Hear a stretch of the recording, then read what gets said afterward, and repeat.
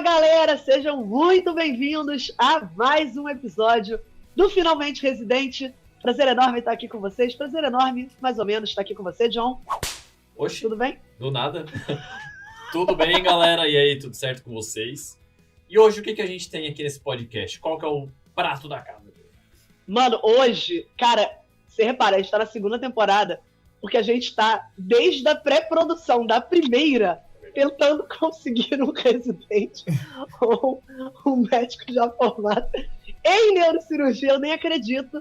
De novo, né, John? Assim como de cardiovascular, a gente tá gravando esse podcast às 2h30 da manhã de um domingo, porque foi o horário disponibilizado pelo nosso... Que é o horário de lazer que ele tinha disponível pra gente hoje. É o horário que ele estaria vendo Euphoria, não deu. Aí ele falou, não, beleza, vamos lá, vem aqui no podcast, faz esse esforço pra gente. Então, seja muito bem-vindo. Vitor, dá um oi pra galera. Tudo bem, pessoal? Boa tarde, pessoal. Tudo bem? Animação, né? Muito obrigado pelo convite. É um prazer estar aqui com vocês. Foi uma recomendação do meu grande amigo Caio de Serol, que eu acho que ele já participou, né, do podcast antes, e com recomendações do Caio, não podia deixar de vir aqui com vocês. Tá sendo um prazer, já me receberam muito bem. Obrigado. Massa demais. Caião, então. Pra quem não viu, Caião foi da primeira temporada, né, John? Foi. Neuroclínica. Exato, é um dos primeiros episódios que a gente gravou. Caião também faz parte aqui do nosso time da Medway.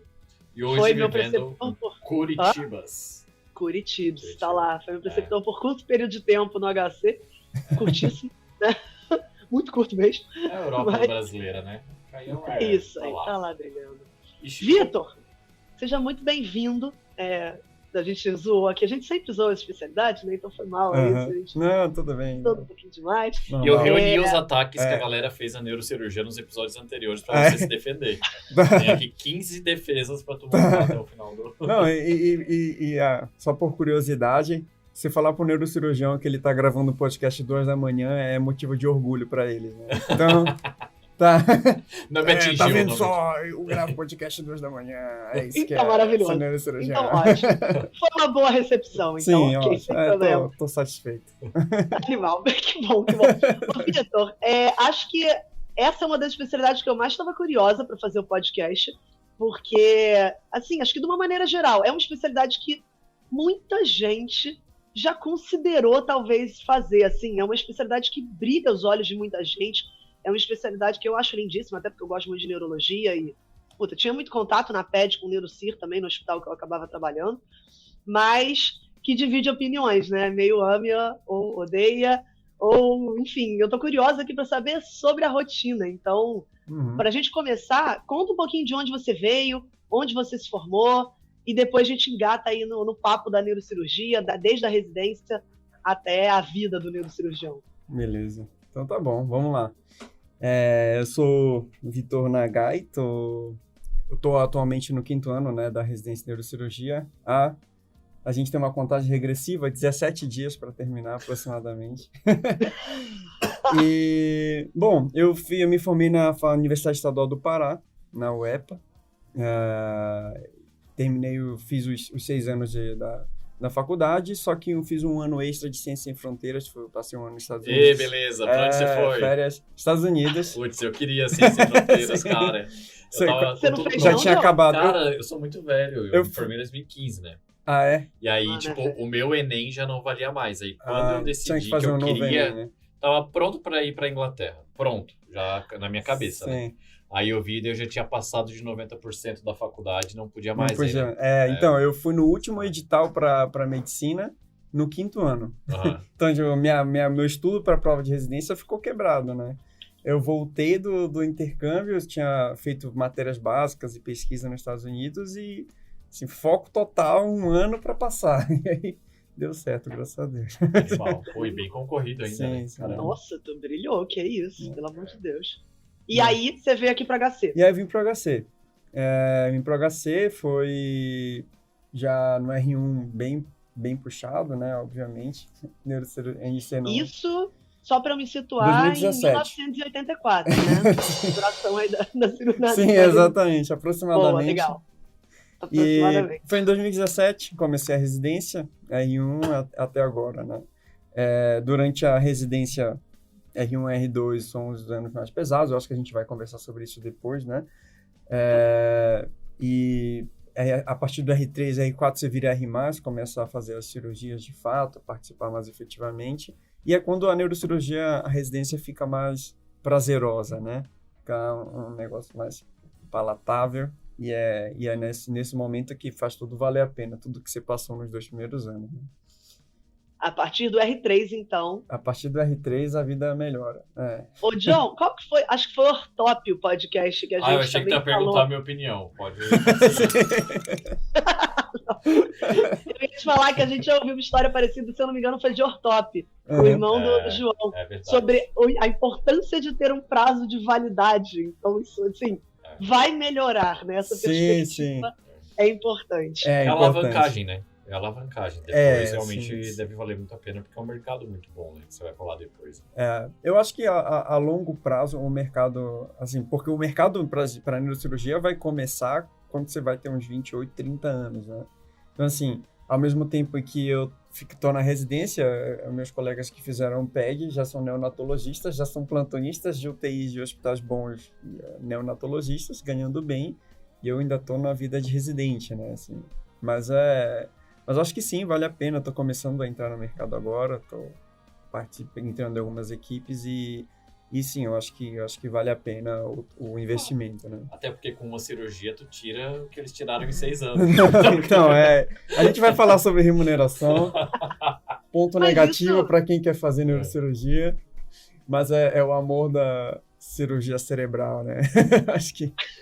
Mas isso também é bem relativo, né, Vitor? Assim, cada vez mais... eu lembro que eu entrei na residência junto com você em 2017. Formei em 2019, que eu peguei PED de 2 anos. Mas se eu tivesse optado por fazer, por exemplo, cardio, e depois ter feito outra SUR, também seriam 6 anos de residência. Então, eu acho que isso cada vez menos... A gente já teve vários entrevistados aqui falando de R4, de R5, de sub da sub. Então, eu acho que para quem está ouvindo, claro, 5 anos ganhando uma bolsa, que agora aumentou, mas ainda assim não é lá grande coisa. Claro que desanima qualquer um, mas eu acho que o pensamento a longo prazo ele é muito importante, porque várias outras você vai acabar fazendo. Real, NEL, beleza. Pô, NEL é um saco, por que alguém vai fazer NEL? Pelo amor de Deus. Mas uma coisa para todo mundo que está ouvindo é pensar também a alavancagem, né? Eu acho que tanto você aqui quanto o episódio de Ortop deixa muito claro que residências pesadas geralmente vem com um bônus ali no final ou no meio da residência, enfim. Então, a alavancagem às vezes vale muito a pena, né? Dentro do processo de decisão. E falando em processo de decisão, por que neurocirurgia? De onde surgiu essa ideia? Então, foi tive que quase ir num psicólogo para decidir a especialidade que eu ia seguir, né? E o meu maior conflito é porque o meu pai é neurocirurgião. Então, na minha cabeça, não vou ser a sombra do meu pai. Eu escuto neurocirurgia, né, em casa e eu só pensava, não, eu preciso conhecer todas as especialidades para eu tomar minha decisão. Não posso simplesmente entrar e dizer que eu sou neurocirurgião, como acontecia em metade da minha turma, que era uma coisa que me incomodava. Todo mundo no primeiro ano da faculdade de medicina queria fazer neurocirurgia. E eu olhava assim e falava, eu não quero ser igual a todo mundo quer fazer neurocirurgia, eu não quero fazer esse negócio. E ninguém fez neurocirurgia. Exatamente, no final, metade da turma desistiu. E outras coisas me incomodavam na especialidade também, durante a faculdade, que é esse ar de prepotência, neurocirurgião é Deus. Eu ficava assim, eu olhava assim, meu pai não é Deus, e ele é neurocirurgião, então não quero ser esse negócio, entendeu? Então eu ficava muito nesse conflito de não ser neurocirurgião, porque eu achava que eu queria ser médico, entendeu? E aí eu ficava olhando o jeito que as pessoas mitificavam a neurocirurgia principalmente o início da faculdade, né? Muito relacionado com ganho financeiro, com, né, um ar de divindade, isso me incomodava. Então, eu me afastei um pouco de neurocirurgia durante a faculdade, até lá 3º, 4º ano, né? E eu me decidi a fazer neurocirurgia, na verdade, durante Ciências Sem Fronteiras, que eu costumo falar até para minha noiva que a gente já namorava nessa época. até aguentou a barra aí do namoro à distância. Mas Não. eu falei para ela que foi um ano sabático. Foi um ano muito importante para minha vida. Foi um ano que eu tomei minhas decisões. E o Ciência Sem Fronteiras terminou com um estágio em neurocirurgia. Então eu falei assim, para eu me decidir, eu preciso ter uma coisa clínica. Então fiz um estágio de neurocirurgia lá nos Estados Unidos e conheci um neurocirurgião assim, super humilde, humano e com bons resultados. E aí eu olhei e falei assim, nossa, eu tenho que ser igual a esse cara, não precisa ser aquele neurocirurgião que eu tinha em imagem. E meu pai também não é essa pessoa, meu pai é extremamente humilde, mas é uma pessoa de destaque internacional lá no onde eu fiz estágio. Então, eu falei assim, não, então é possível eu ser neurocirurgião. Eu tenho uma referência que é compatível com os meus valores. Exatamente, exatamente. E aí esse fechou meu ano sabático no Ciência Sem Fronteiras e voltei com força total, né? Foi assim, minha motivação, inclusive, para estudar para as provas. Né? Super focado. Uma coisa que você falou que é muito legal é que a gente tem muito de pensamento coletivo, de olhar para nossa turma da faculdade e achar que o senso comum que se cria dentro da turma é uma coisa que influencia as nossas decisões. E eu também tive isso. E eu ter me afastado do tipo, ter me formado, ter parado um ano, para mim também foi um ano sabático de eu reconectar com o que faz sentido de fato para mim. Buscar as referências que de fato fazem sentido para mim. E isso influencia Vocês estão aí ouvindo e que ainda não estão decidindo especialidade, tenham certeza que vocês não estão no viés do senso coletivo, tá? Porque senão vocês vão fazer uma escolha errada e enviesada de carreira. Com certeza. Que poderia ter acontecido, né, com a gente, né? Mas muito legal isso daí, Vitor. Bem maneiro. Isso aí, total. Acontece real. Sim. A gente vai e escolhem pela gente, né? Exatamente. De todas as maneiras possíveis. O Vitor, assim, brilhou, né? Passar de prima, pô, parabéns. Como é que foi ainda, esse... meu Deus do céu. Porra, pois é. Como é que foi esse baque de virar R1? Como é que foram esses primeiros dias, assim? Eu não tenho a menor ideia do que você faz nos primeiros dias de neurocirurgia, na real. Foi assim, vou usar essas palavras, extremamente doloroso. Assim, foi sacrifício total, assim, nem sei descrever como foi a minha primeira semana. Mas foi basicamente assim, eu cheguei, tinha passado a neurocirurgia super feliz, mas eu sou, ao mesmo tempo que eu não sou tranquilo, eu sou toda hora, fico meio incomodado, meio ansioso, então no dia que sai o resultado eu já queria procurar apartamento para alugar, né, porque é uma preocupação de quem não mora em São Paulo, né, procurar apartamento, e aí, onde é que eu vou morar? Preciso morar perto do HC, né? Você veio sozinho, Vitor? Então, a minha noiva, eu fui pro intercâmbio, então ela já fazia residência, que ela fazia cirurgia geral na época no IANSP, no servidor. Então ela já estava aqui, mas eu não podia morar com ela, né? Eu tinha que morar perto do HC, e ela morava lá pro Vila Clementino, que é o servidor, né? Perto da Paulista. Então, e aí foi isso. Já vim cedo procurar apartamento, eu e uma outra colega que fez até nefro, a gente procurou apartamento e encontrei apartamento, estava me instalando, a minha mãe veio junto comigo para me ajudar na mudança e eu recebo uma mensagem. Você vai começar pelo pronto-socorro. Ah, meu Deus, eu também comecei. É horrível. E aí você vai começar pelo pronto-socorro, você precisa conhecer o pronto-socorro, você precisa conhecer o hospital, você não vai sobreviver se você não conhecer o hospital antes. Quem que mandou essa mensagem? Um R+. Um R+. Exatamente. Não foi a Caro, prezado Vitor. Mas, eu juro que, assim, na época, eu também achei assim, cara, que absurdo o cara falar isso. Mas hoje em dia, olhando para trás, essa foi a pessoa que mais me ajudou, porque se eu não tivesse feito isso, eu teria morrido naquele PS do HC, assim. Não é porque... Não estou criticando o PS do HC, pelo contrário, é um dos estágios que a gente mais aprende. Só que é brutal, assim, é muita sobrecarga de trabalho, e como qualquer PS em qualquer especialidade. Agora, imagina a neurocirurgia.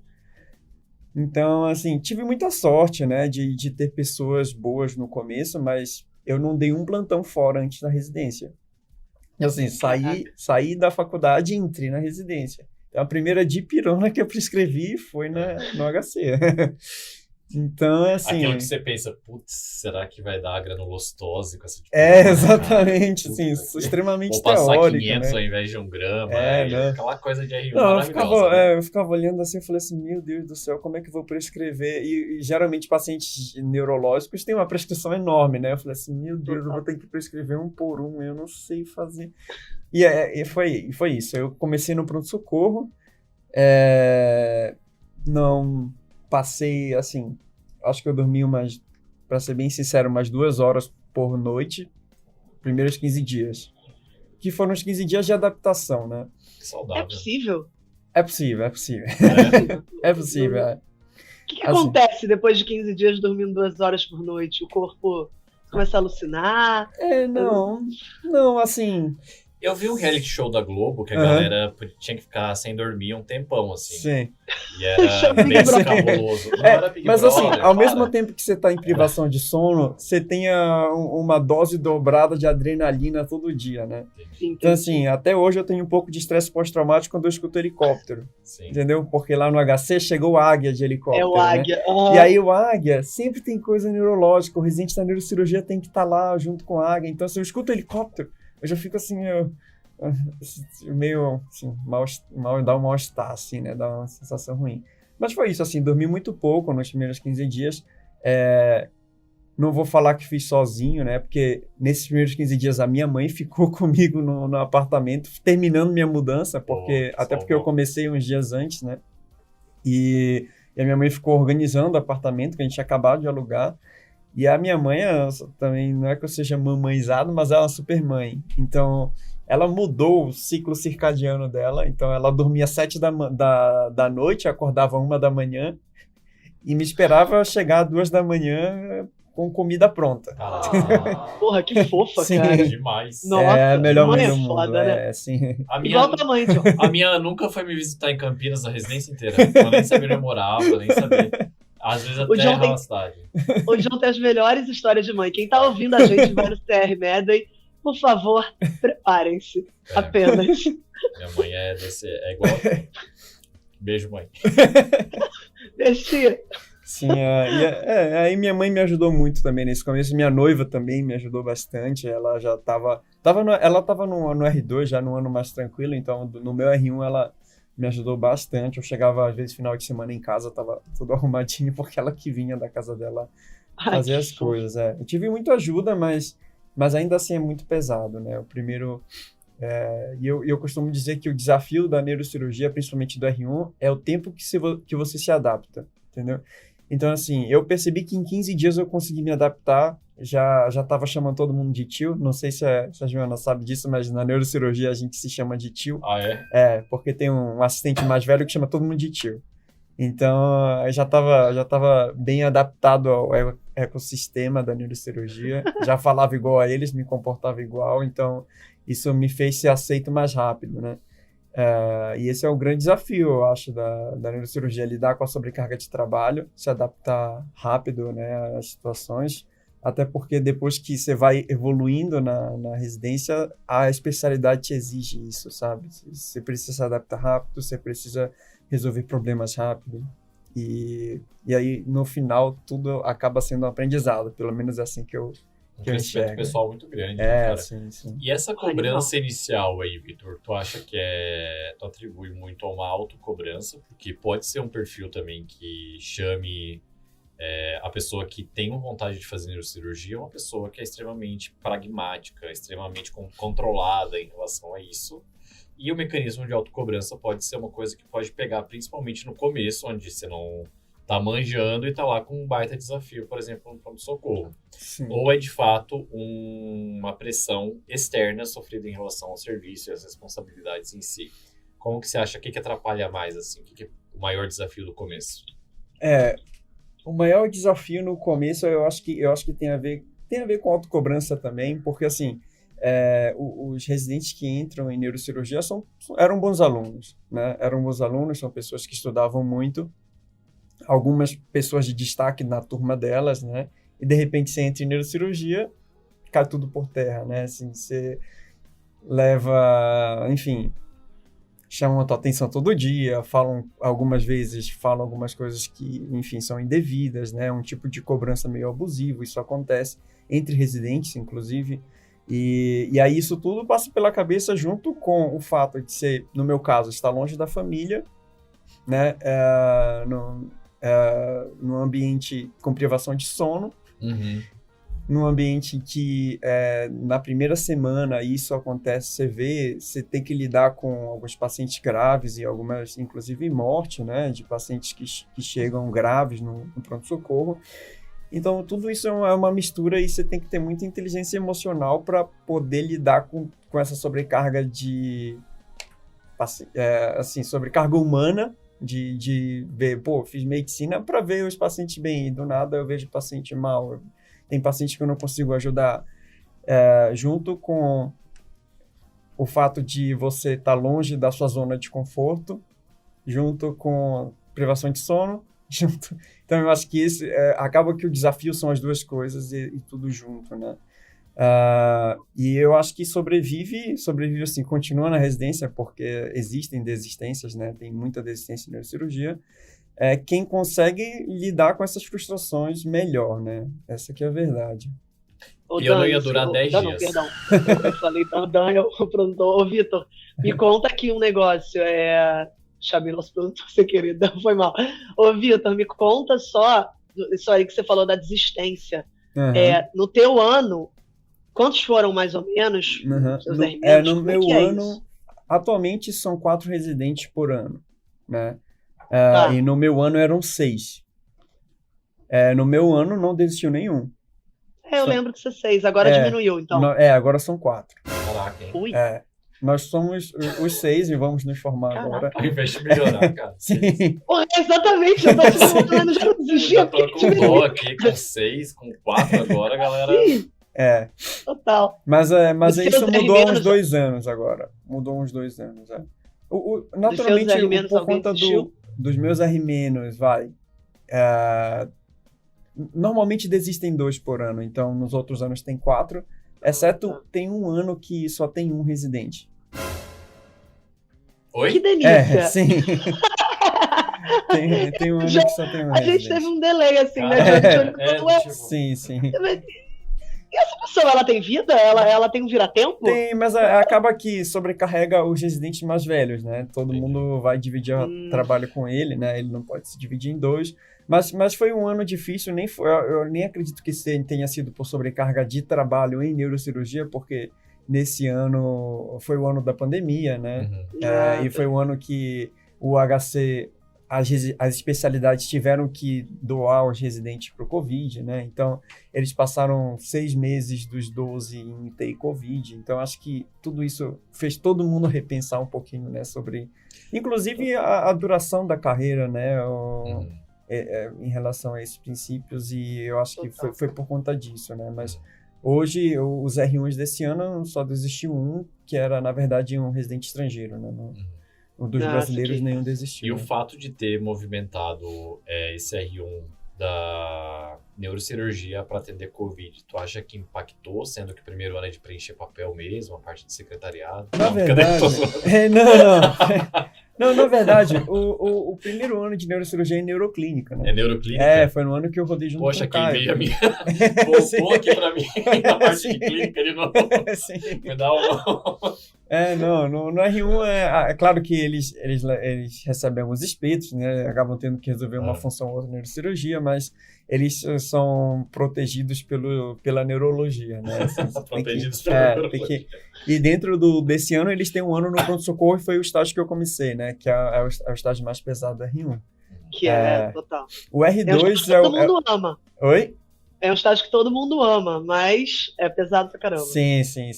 No final do ano que você já entendeu como é que funciona, já consegue... As pessoas já te conhecem, as pessoas já te ajudam, vira o melhor estágio, assim, você já fica meio entediado da neuroclínica, quer fazer neurocirurgia, e aí o PS vira um estágio legal. Mas, Uma coisa bem legal que a gente sempre pergunta é Faz um panorama geral, já que são 5 anos, decompõe ano a ano Tá. e coloca, esse é o ponto alto do R1, este é o ponto de atenção.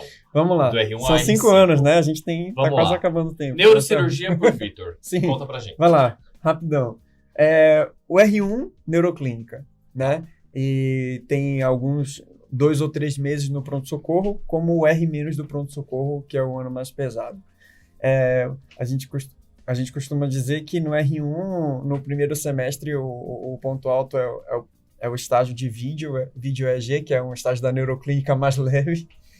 E o ponto alto do segundo semestre acaba sendo o PS, porque vira um estágio prazeroso que a gente gosta, entre cirurgia, então é legal. No R2 é o pior ano da neurocirurgia, é o ano que você é o R1 da neurocirurgia de fato, você cuida das enfermarias, né? E o ponto alto do R2 são as férias. Legal. Sim. Sim, as férias são os melhores, é o melhor mês do R2 e todo mundo começa querendo acabar, essa que é a verdade. São quantos leitos de enfermaria lá? Então, por exemplo, a gente teve uma redução do serviço por conta do Covid, né? Então, mas antigamente a gente tinha neurocirurgia no Instituto de Psiquiatria, que eram 18 leitos de enfermaria, 4 leitos de UTI. No Instituto Central eram 10 leitos de enfermaria e tinham uma UTI, mas tinha plantonista na UTI também, né? Mas assim, tinham 8 leitos de UTI da neuro, né? No ICESP a gente não tinha leito. O ICESP, os leitos são controlados pela gestão de leitos, mas a gente costuma acompanhar de 10 a 12 doentes internados, entre UTI e enfermaria. Bom, e no pronto-socorro, a gente tem uma enfermaria de pronto-socorro, né? E aí é conforme demanda. Mas quando a gente já teve leitos definidos, a gente tinha 20 leitos de pacientes de pronto-socorro na neurocirurgia. Tá, e vocês veem todo mundo nesses institutos todos, ficando andando pra lá e pra cá. Por isso que éramos 6, né? Nossa senhora. Caceta, ou seja, você chegava que horas para passar a visita em geral? Bom, no R2, eu costumava chegar umas 5 horas, 5 e meia. Porque eu precisava ver todo mundo antes, né, da visita com o R+, ou com os assistentes. Então eu chegava umas 5 e meia. Mas exceto na segunda-feira, que era o melhor dia da semana pra gente, que tinha uma reunião com o professor titular às 6 da manhã. Ou seja, que ótimo, exatamente, então ou seja, o R+ passava a visita com a gente 5 e meia. Então, assim, você tinha que chegar 4 e meia, resumindo, né? E eu reclamando da rotina da clínica. Não, E você chegava em casa que horas, ô Vitor? Varia, assim, depende do andamento Varia das cirurgias. O que é a casa? Exatamente, assim, é o que eu falei, na pré-entrevista até me perguntaram, você tem hora para ir para casa? Eu falei, não é bem definido, assim, não é um negócio engessado, né? Se tem cirurgia acontecendo, você não vai para casa, né? Obviamente, você tem que ajudar a terminar, você tem que ver o paciente depois da cirurgia. De rotina, os pacientes fazem tomografia pós-operatória, você tem que acompanhar a tomografia pós-operatória. Então, assim, nos dias que tem muita cirurgia, você sai tarde. Nos dias que tá mais controlado, as cirurgias acabam cedo, você vai embora cedo, entendeu? Então, assim... Eu acho que uma coisa da neurocirurgia, que as cirurgias, assim como a gente fez o último podcast do cardiovascular, as cirurgias são grandes. Exatamente. São longas, né? São cirurgias são muito cansativas. Muito longas, São cirurgias assim. Uma cirurgia de 3 horas é uma cirurgia curta pra gente, né? Eu comentei isso com um colega da oftalmo, ele falou, nossa, cara, saí aqui dessa cirurgia, 4 horas de cirurgia. Eu falei, poxa, 4 horas de cirurgia... Parabéns, guerreiro. Exatamente, Parabéns. a minha rotina aqui, ó. Qual foi o maior que você já fez, Vitor? Maior duração de cirurgia? Essas cirurgias muito grandes, né, geralmente não são os residentes que fazem, né? São cirurgias muito complexas, então, assim, são os chefes que fazem. Você faz o acesso lá, ele deixa você começar e depois ele assume. Até porque se fosse eu fazendo, eu tava até hoje, eu tava em cirurgia. Né? Mas assim, tu já abre calota, assim, no R2? No R2, sim. No R2 a gente faz os acessos. Sempre tive muito medo disso, sabia? Um medo, assim, de, tipo, eu tenho uma sensibilidade do tipo, abri a calota, putz, rompi o bulbo aqui e tal. Não, o bulbo fica bem longe. O bulbo fica bem longe. Sim. Mas é isso que eu tenho medo. Sim. Né, John? Vai que sem querer, Opa, peguei aqui, abri a coluna aqui já, galera, boa. Sim. Não, mas assim, só pra desmistificar um pouco, o osso não dói, né? Tá. Então, assim, o que dói é pele, subcutâneo e a dura mata. Então, inclusive, a gente faz cirurgia com o paciente acordado, né? Ah, é Faz verdade. craniotomia acordada, o paciente Esse animal, fica relativamente bem, assim. A durante galera do cirurgia. estúdio aqui olhando assim, caraca, o que eles estão falando? Que porra que vocês estão fazendo? Tortura. isso? Não, Sim. gente, não é tortura, não. Ah, não. Mas e aí, a gente tava falando do R2. Bom, Vamos matar o R2 e vamos pro R2, R3. tá. porque a galera R2 quer é continuar isso aí. querendo ver assim. R2 talvez é o pior ano da vida, mas é aquilo que a gente falou de crescimento pessoal, eu acho que é o mais rico, né? Acaba sendo mais rico. A gente costuma falar assim, às vezes o paciente acha que eu fui o cirurgião dele no R2, porque eu era um médico que estava todo dia lá, passava todo dia, eu que admiti de alta. Eu tenho pacientes Isso, que eu cuidei no R2 que me mandam mensagem até hoje, sabe? Feliz ano novo, doutor. Não sei o quê. pô, animal. Então, Isso assim, que você comentou- isso é gratificante. É muito importante, né? Às vezes, os piores anos em termos de cansaço e Sim. batalhas diárias são os anos em que a gente mais aprende. Isso vale pra qualquer residência, claro. Aham. E saibam qualquer que a coisa gente da só descobre disso depois que ele passou. Na Exato. hora, alguém vai te falar isso, vai exatamente, falar, fião, para. Retrospectivo, Chega. total, né? não Você fala. só quer morrer e é isso. Aí quando você Aham. olha pra trás, você fala, caraca, Não como vem eu com cresci essa naquele ano. positividade tóxica pra cima de É, mim. não. Querendo Sim. derrubar 10 aqui do meu lado. Exatamente. Positividade tóxica, total. E R3, Total. então? Bom, R3 é o ano que você sai do R2 achando que vai virar R+, mas na verdade você é R intermediário, entendeu? Então, assim, é bom para quem virar residente de neurocirurgia, não criem tantas expectativas no R3, mas sim, a vida melhora. Costumo dizer que a vida melhora 100%, assim, você já não é, mas é R-, né? As pessoas já te tratam com mais respeito, inclusive os assistentes, né? Você já assume como R+ de alguns grupos, então os pacientes são sua responsabilidade, né? Imagina. Você que opera ele, você que fala com a família, né? Então é uma responsabilidade muito grande e eu vesti essa camisa no R3, então já me achava R+, troquei meu jeito de vestir, já ia camisa de botão para o hospital. E é um ano bom, mas resumindo, no R3 a gente costuma fazer alguns estágios específicos, né? Dentre eles a neurocirurgia infantil, a neurocirurgia pediátrica. Então, não foi no R3 que eu rodei neurocirurgia pediátrica. A gente tem um estágio de hidrodinâmica, que é hidrocefalia, né, válvula, HPN. No HC a gente tem esse estágio. E no R3 a gente algumas vezes assume o papel de R+ do pronto-socorro. Então, você já vira o residente mais graduado do pronto-socorro. Conduta, já junto, Exatamente, já assim. fica dando conduta, administrando paciente, resolvendo outros problemas. Algumas cirurgias, os assistentes, eles ficam só supervisionando, você já faz sozinho. Então, Porra, o animal. R3 é um ano bom. Começou a virar o jogo aqui agora. Exatamente. O R3 é a tesão da Dignidade residência. voltou. Não, Parabéns. o tesão é o R4. Ok, O R4 então é vamos melhor. pra R4. O R4 melhora 200% a vida. Opa, Tá? Porque no R4, na neurocirurgia pediátrica, o professor Milton, que é o nosso chefe, ele não deixa a gente fazer tanto, porque, imagina, você acabou de sair do R2, né? Você não vai operar o tumor numa criancinha, né? Então, acaba que essas coisas microscópicas, com microscópio, microcirurgia é ele quem faz. Então, você tem pouco contato, assim, com microcirurgia, mas no R4 é o ano que você realmente opera mais, né? Ponto alto do R4, a gente tem um estágio de neuro-oncologia no ICESP, então é o estágio que você opera tumor cerebral, né? Aprende a mexer no microscópio, e no R4 tem outros estágios bons também, estágio de coluna, e no R4 você tem outros 2 estágios obrigatórios, que é o de neurocirurgia funcional, que é aquela parte de neurocirurgia de distúrbio do movimento, dor, e nervo periférico, que é plexo braquial, né? Tumores do plexo Deve ser braquial. mó belzão isso daí, né? Ou não? Não é. Pelo contrário, nervo Pra quem não periférico- conhece, é tudo BO, né?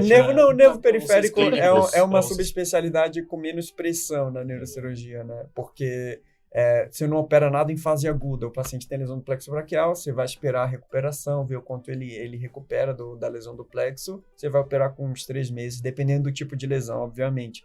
Mas, em geral, ferimento contuso, lesão de contusão do plexo braquial, você espera um tempo para operar. Então, não tem tanta urgência assim, né? Ao contrário de outros, por exemplo, tumor. Né? Tumor cerebral é assim, o paciente pode chegar no pronto-socorro herniando, você tem que operar de urgência. Paciente que se operou de manhã, teve um sangramento à noite, você tem que voltar para operar à noite. Então, é um estágio mais pesado, mas o R4, ele é o ano que você começa a se desenvolver em microcirurgia, né, em cirurgias mais complexas. Você, de fato, R+, então, nem o espeto, dificilmente algum espeto vai sobrar para você. E no R4, você não tem responsabilidade do R5, porque o R5 já é outro esquema, né? No R5 você já é o exemplo, né? Você já é o residente mais velho, você não pode ficar dando mau exemplo, porque os R- vão seguir seu exemplo. Exatamente. E em algumas vezes se assume você não vira assistente, mas assim, você passa visita com os R-, né? Então, acaba que os assistentes confiam muito em você, né? Para você tocar as coisas. Até porque nenhum assistente quer ser tão incomodado assim, né? Então, ter um bom R5 para eles faz diferença. Mas no R5 é o ano que a gente finalmente chega no mais complexo da neurocirurgia, que eu diria que é principalmente base de crânio, tumores de base de crânio, e neurocirurgia vascular, que é aneurisma, uma formação arteriovenosa. Então, ao mesmo tempo que você tem muita cobrança no R5, são as melhores cirurgias, né? São as cirurgias que são o topo da neurocirurgia, né? Dissecar fissura silviana, artérias do polígono de Willis, isso tudo é muito bom, né? Assim, do ponto de vista técnico, pra gente é legal, a gente gosta. Pô, que delícia. E aí, Vitor, normalmente depois do R5 vem mais um R6? Então, antigamente não. Antigamente, que eu tô dizendo assim, há uns 3 anos atrás, né, ninguém fazia fellow, todo mundo saía de neuro... 3 anos não, 4 anos atrás, neurocirurgia entrava no mercado e o que você mais tinha afinidade, por exemplo, no HC, você começava a acompanhar esse grupo, entrava em algumas cirurgias e virava assistente daquela subespecialidade, né? Assim que funcionava a carreira da neurocirurgia. Agora, hoje em dia, a gente já procura fazer um fellow, né? Eu acho que é mais com o objetivo de continuar... assim, eu vou me formar neurocirurgião, mas eu ainda vou continuar operando coluna, vou operar algumas outras coisas gerais, mas vou a cada vez mais me especializando em neurocirurgia pediátrica, né? Para que no fim, quando eu tiver a idade do professor Milton, que é o meu exemplo hoje, né? Eu consigo operar só criança, né? Operar criança, me qualificar por uma remuneração que eu acho justa para mim, né? Legal. Eu acho que esse é o objetivo da neurocirurgia. Pô, animal. E aí você pode... Pode e aí falar, você pode fazer, por exemplo, sub em vascular, sub... Quais as subs, assim, que você... Nossa, infinitas, mas vamos lá. Você pode fazer sub em neuro-oncologia, né, operar tumores. Você pode fazer sub em cirurgia de base de crânio, que são tumores da base do crânio. Você pode fazer especialização em neurocirurgia vascular e endovascular, que é os procedimentos vasculares com catéter, né? Embolização de aneurisma. Embolização de um aneurisma, alguma coisa. Exatamente, embolização de aneurisma. Isso é top demais. Você pode fazer isso. Mas formação arteriovenosa também não faz? Também. 2 exemplos aqui, galera. Vai lá, John. Vai lá. Geralmente as discursivas pedem só 2 exemplos. Tem que saber os 2 principais, né? Exato. Os 2 mais comuns, né? Exato. Então, e aí você pode fazer em funcional, neurocirurgia funcional e dor, que é no HC junto, você faz neurocirurgia funcional e dor. E a melhor de todas, neurocirurgia pediátrica. Sem nenhum viés, assim. Exatamente. Né? É uma pesquisa de mercado que a gente rodou aqui. Rodamos aqui. Eu concordo 100%. 2 de 3 aqui optaram pela pediátrica. E é isso, gente. Mercado. 0 viés. Sim.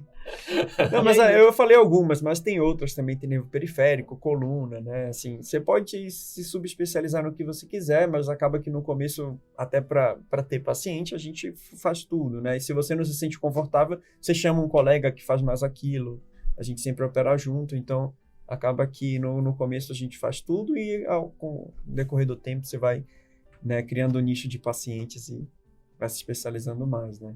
Massa demais. E aí, me tira uma dúvida aqui, falando agora sobre entrar no mercado. Você falou que sempre opera junto. Acho que a gente já teve alguns podcasts aqui com cirurgiões também. Sim. Imagino que na neurocirurgia seja semelhante. Gruda num grupo, cola no preceptor, cola num assistente, começa a entrar nas cirurgias juntos. É assim que normalmente o neurocirurgião sai da residência? Então, existem várias formas de você sair da residência, né? Por conta, eu acredito sim que a quantidade de vagas em neurocirurgia acaba sendo um pouquinho de reserva de mercado, né? E ainda tem espaço se você quiser ir meio que sozinho, né? Não, sozinho não dá, mas você abrir o seu consultório e começar a atender alguns hospitais. Eu conheço alguns cirurgiões jovens que optaram por fazer isso e confesso que estão muito bem, né? Ah, legal. É possível. Você começa tirando os plantões no começo, né, para poder manter a renda e depois as coisas vão acontecendo. Eu conheço gente que começou assim. Eu não me sinto tão confortável de começar assim, né? Eu acho que, sim, o ideal é começar com um grupo que tenha pessoas mais velhas que possam te ajudar, né? Em caso de você se sentir inseguro para fazer algum caso ou outro, nem que eles nem estejam na cirurgia, mas que eles estejam com você lá, suporte. Né? Exatamente, até para compartilhar experiências, né? Acaba que costumo dizer que em neurocirurgia é muito experiência, né? Você fala assim, nossa, olha o que aconteceu comigo. Até na residência, alguns casos meus que nem todos vão bem, né? Alguns casos que foram mal, eu mostro para algum assistente mais velho e falo, nossa, já aconteceu isso comigo. Não é um conforto, mas assim, né? Você sabe como agir, como lidar numa situação difícil, imprevisível, que vai acontecer na carreira, né? Então, eu fiz isso. Eu entrei numa equipe de neurocirurgia e estou junto com eles agora. Já vou entrar efetivamente quando me formar, obviamente, mas já começo a entrar em cirurgia, já estou ajudando em cirurgia e aí eu vou seguir com eles. Somos 10 cirurgiões, então é uma equipe grande. A minha mãe sempre quis que eu fosse neurocirurgião, sabia? Eu acho que para ela, não, o sonho da vida dela é chegar, mãe, tô entrando na neurocirurgia. Se eu chegasse hoje pra ela... ela ia pra Campinas. Ela ia pirar. Acho que foi até por isso que ela deu uma afastada de mim. Então, vamos lá, clínica e tal, vai sair agora, sabe? Foi isso. Sim.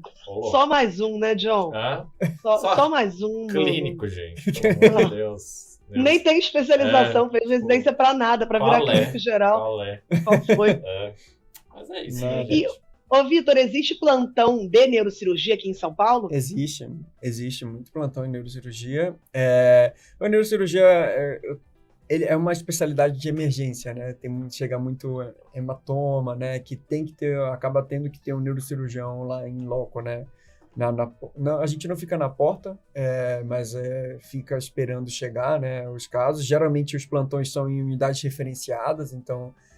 unidades terciárias, então geralmente quando está chegando a regulação já vai avisando, vai chegar um paciente neurotrauma, você já fica mais esperto, né? Mas sim, tem muito plantão, não nos hospitais privados de São Paulo, mas assim, em hospitais tipo Osasco, né? Tem outros hospitais em Guarulhos, né? Que eu sei que tem, e alguns interiores também de São Paulo. Tem neurocirurgião de plantão. Algumas vezes são 2 neurocirurgiões de plantão em alguns hospitais desses, né? Poxa. E o plantão, eu sei que vocês vão me perguntar, já vou me adiantar, paga a mesma coisa que um plantão geral de médico, de clínico. Não é possível. Paga menos que um plantão de UTI. Não. Paga menos que um plantão de UTI. Não é justo. Paga uns 1.100. Que é isso? Eu, como clínico, ganhava 1.600 de plantão. Rapaz. Exatamente, é isso que eu tô falando. É Nem isso. sofri nada. do que 1.100, sofreu, cara. 1.200, Eu tô horrorizada. Sim. Já teria ganho 1.800, gente. Que isso? Não. Dá pra Exatamente. escrever de pirona e soro nasal. E soro nasal, Isso, exatamente. gente. E Assim, beta 2. Assim, na residência a gente é proibido de tirar plantão de neurocirurgia, né? Não pode. Mas, assim, Eu imagino os motivos. eu vejo,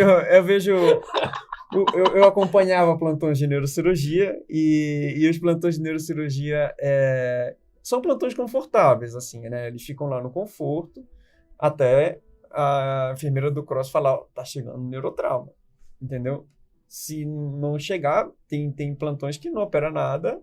Não faz nada? Não faz nada, e você ganha valor. Aí já Então, tem... assim, Aí mudou de figura. vai. assim, não é... É um negócio ruim, porque são 12 horas do seu dia, e eu acho que se os 12 horas de um médico não vale isso, né? Sim. Mas, ao mesmo tempo, dá para tirar um plantão noturno e operar e trabalhar no dia seguinte, né? Uhum. Para quem tem pique, é possível, né? Pra quem dormia Você 2 formar. horas por 15 dias, Exatamente. não é nada, né? Ah, não. Pra quem aí Foi pauleira 12 horas, beleza. um só mindset 4. psicopata, assim, também, né? Consegue dormir fora de casa 4 dias na Não, mas semana. agora eu fiquei chocada. Sim. E Vitor, assim, pra quem... Eu sei que essa pergunta, você já se adiantou aí na questão financeira, Sim. a pergunta é muito vaga, ainda mais em ramo cirúrgico, acho que a gente vê muito essa diferença. Sim. Mas quanto que um neurocirurgião pode esperar, assim, tirar nos primeiros anos de formados, dependendo do caminho aí que ele escolhe, uma média, assim, por alto, pra galera ter uma ideia, mais ou menos. Então, eu acho que recém-formado deve ganhar uns 20 mil reais, 25 mil reais, assim, contando, tirando plantão, né? Uhum. Tirando o plantão. Tirando plantão. Bota na conta. Tudo. Exato, você tira Não. plantão, entra em umas cirurgias, auxilia outras cirurgias. No começo, assim, é diferente, por exemplo, minha noiva, ela é cirurgiã vascular. E ela começou a fazer uns ambulatórios em alguns hospitais e assim, primeiro mês eu acho que ela tinha cirurgia indicada no nome dela, varizes, né? Por exemplo, varizes, ela ia fazer uma fístula, né? São cirurgias de menos porte, né? E que, assim, é mais fácil de indicar e o paciente operar com você, né? Apesar de você ser recém-formado. Em neuro, às vezes é um pouco difícil você começar a ter suas cirurgias, né? Você precisa de um tempo, né? Às vezes o paciente, ele passa com você em consulta no ambulatório de um hospital e vai pedir uma segunda opinião, né? Porque são cirurgias maiores. Então, assim, muitas vezes você indica, o paciente não volta. Então, eu acho que no começo é muito difícil você ter um volume seu, né? Para você sobreviver de cirurgias suas. Então, acaba que você vai complementar a renda com plantão, vai fazer um ambulatório no hospital e vai auxiliar a cirurgia, né? E eu acho que complementando, juntando tudo isso de renda, você ganha uns 20, 25 mil, né? É a mesma coisa que qualquer especialidade recém-formada, eu acho, né? E eu acho que o que melhora é a longo prazo, né? Entendi. Super legal isso que você comentou, porque é uma mudança de mindset, né? Isso que você comentou do paciente procurar uma segunda opinião, dele às vezes não confiar 100% em você. Putz, Sim. é uma coisa que eu nunca tinha me ligado, que realmente é um empecilho dentro dos anos iniciais do neurocirurgião. Então, para quem está ouvindo aí a gente, Sim. até entender que isso é normal, esperar isso, e até se colocar no lugar do paciente, talvez, também, né? Sim, Então, não. Bem interessante. Acaba que a gente sofre um pouco com isso, né? Mas você tem que entender que ainda tem um pouquinho para... Assim, eu costumo dizer, os cirurgiões que eu conheço hoje, que inclusive eu trabalho junto, que são mais bem-sucedidos, eles estão no auge com 50, 60 anos, né? Assim, no auge de só operar casos deles, né? De cobrar um valor justo pela cirurgia que eles acreditam, Sim. né? De não trabalhar para convênio, né? De ter uma população, nicho de pacientes particulares. Então, você vai atingir esse pico com quase 60 anos, né? É longo, hein? É longo. É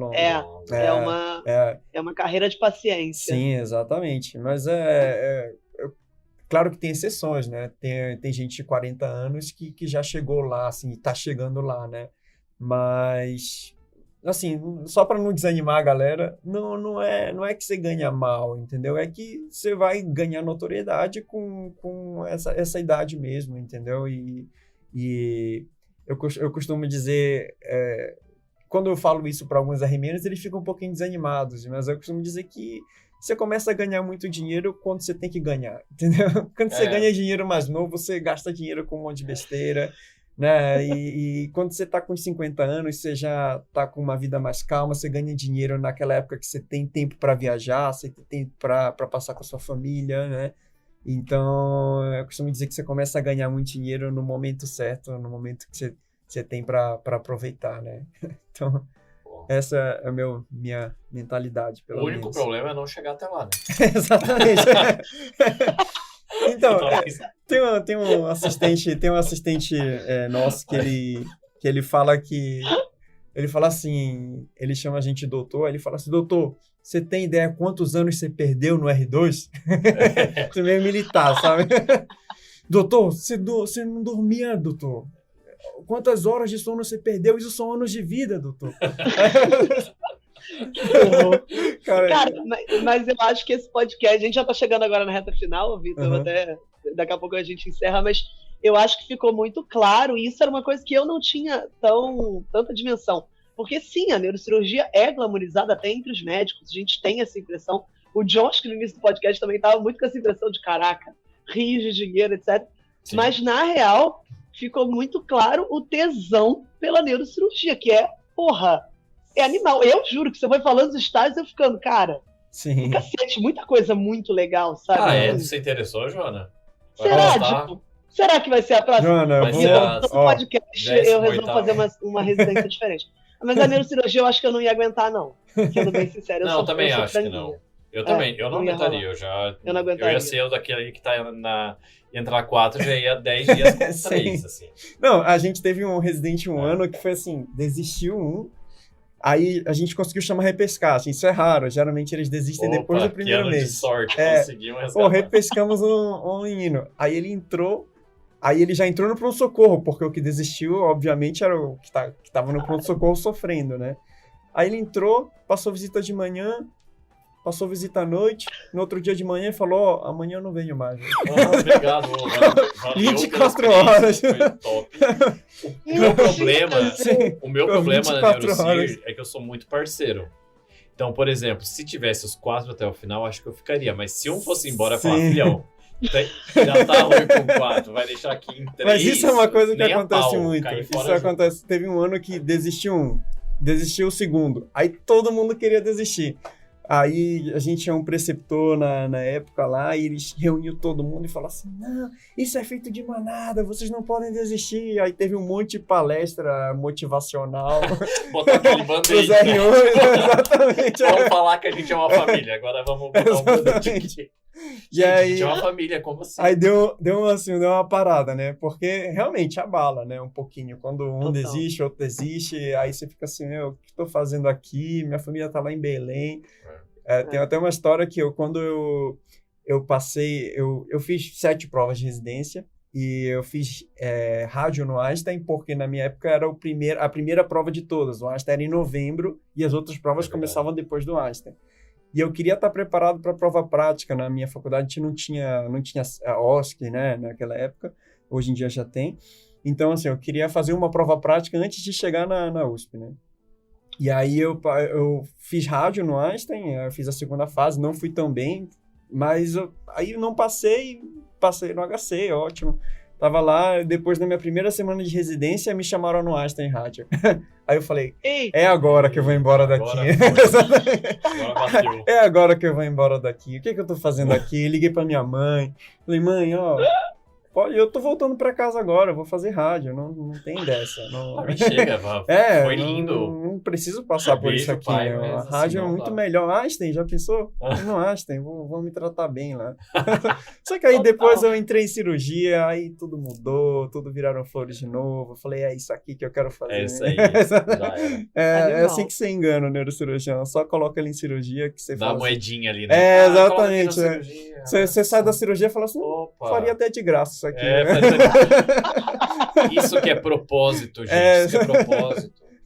É isso. Ô, Vitor, pra gente encerrar, agora que você falou de desistência, não sei o quê, quer dar um recado final pra galera que tá ouvindo, que pensa em fazer neurocirurgia ou que passou pela cabeça, caiu aqui no podcast? O que você tem aí de últimas palavras?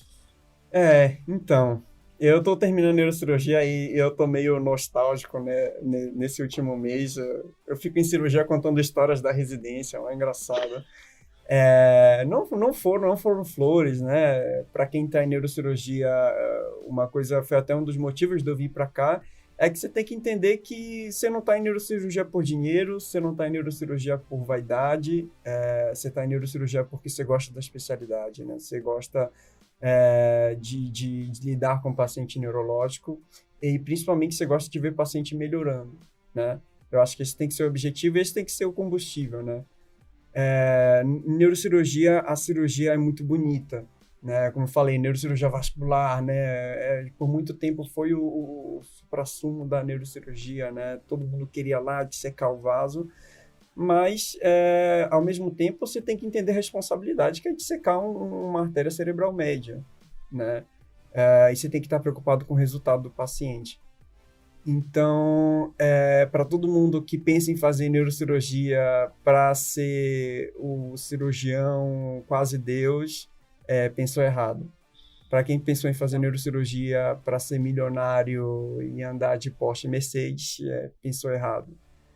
Para quem pensou em neurocirurgia porque gosta da especialidade, porque gosta de neuroanatomia, porque gosta de operar e quem gosta de pacientes graves, emergência, né, situações de emergência, aí sim, você fez a escolha certa. Os 5 anos de residência vão passar, que você... Aquela positividade é tóxica, você nem vai perceber, mas quando você vê, você vai estar no R5 e vale a pena. Isso que eu posso dizer é que vale a pena, é uma especialidade muito bonita. Porra, Cara, que massa. Animal. E... Não, caralho, é uma humildade muito grande, um desapego muito grande de ego, qualquer coisa, dar essa mensagem para uma pessoa que tá ali desejando fazer essa escolha de carreira, que tá com todos esses vieses, assim. Eu confesso, todos esses de ser milionário, enfim, de ter o ego, enfim, eu achava que carregava junto ali no negócio, sabe? Uhum. E eu acho que é bem legal essa mensagem de alinhar a visão, assim, de ser muito realista com a pessoa que deseja falar, cara, é um caminho muito maneiro, tá dentro da motivação certa para ele, sabe? Muito legal mesmo, Vitor. Obrigado aí. Porra, Vitor, obrigada pela participação, foi um podcast fudido. Foi. Fiquei empolgada. Foi muito bom. Obrigada mesmo pelo seu tempo, tranquilo. pela sua madrugada, pela... Bom, agora de volta às visitas, né? Cara, a gente vai passar a visita agora. Passar visita, não é caô, não é meme. Ele vai passar visita depois do podcast, a gente tá prendendo ele aqui, coitado. Não, Vitor, muito obrigada mesmo. E é isso. John, e é isso. Galera. Cadê o jabá final? Oi? Cadê o jabá final? Manda aí. Galera, um beijo. E, gente... Não é esse o jabá final, John. Não, o jabá final conhece alguém que quer neurocirurgia, faça essa utilidade pública e divulgue para essa pessoa ouvir, literalmente para que você ajude essa pessoa a entrar com uma visão super alinhada e preparada psicologicamente, porque é maneiro, mas tem um caminho aí das pedras até chegar nas flores. Sim. Total. Galera, Vitor, uma coisa que às vezes a gente pergunta, não sei se você está interessado, quem quer te encontrar, você está em alguma rede, você tem site, quer deixar aí? Eu tenho que ser mais ativo, eu tenho Instagram, não é profissional, mas é um Instagram, de vez em quando eu coloco algum trabalho, alguma coisa assim que a gente faz. Talvez esse ano eu desenvolva um pouco mais essa questão, até porque eu acho que eu preciso. Mas assim, meu Instagram é Vitor Nagai, né? Pode me adicionar lá, eu sou extremamente acessível. Se quiserem mandar mensagem, eu sempre respondo, porque eu não sou da casa, né? Eu não sou da USP. Então, toda vez que alguém me manda mensagem perguntando de cirurgia da USP, quer fazer, né? Quer passar um tempo, quer conhecer o serviço, eu sou super aberto. Eu acho que eu queria que tivessem feito isso por mim, então eu tô à disposição. Podem mandar mensagem. Animal. Tá bom? Animal. Vitor sem ser, né, Vitor? Vitor sem ser, isso. Vitor Nagai com I no final. Perfeito. E quem quiser encontrar a Medway, @medway.residência médica, também estamos no Insta, estamos no YouTube. Estamos aonde mais, João? Estamos em todos os reprodutores de áudio, Deezer, Spotify, Apple e os únicos 3 que a gente sabe, e mais qualquer um a gente tá. E é isso, galera. Obrigado por terem ouvido. Tá aí a especialidade que vocês mais pediram desde de quando a gente divulgou que ia ter podcast. Eu sei que tem muita gente esperando e a gente trouxe um convidado à altura demais para toda essa espera. Obrigado aí, Vitor. Obrigado, foi um prazer, gente. Foi um prazer. Galera, divulguem o podcast e a gente se vê nos próximos episódios. Ó, beijo grande pra vocês. Beijo. Até a próxima. Tchau. Tchau, tchau.